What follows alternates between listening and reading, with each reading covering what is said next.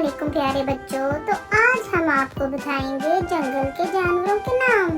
शेर, शेर, बंदर, हेलो बंदर, चीता, ऊंट, चीता, लोमड़ी, लोमड़ी, हेलो लोमड़ी, जिराफा, जिराफा,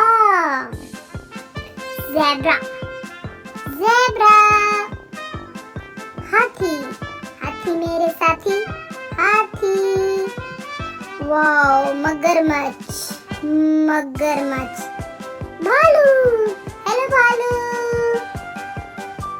गैंडा, गैंडा, हिरन, सो स्वीट हिरन, बारहसिंगा आ गया, बारहसिंगा, हेलो बारहसिंगा, शुतुरमुर्ग, वो रहा शुतुरमुर्ग। कैसा लगा बच्चों आपको जंगल की सैर करके?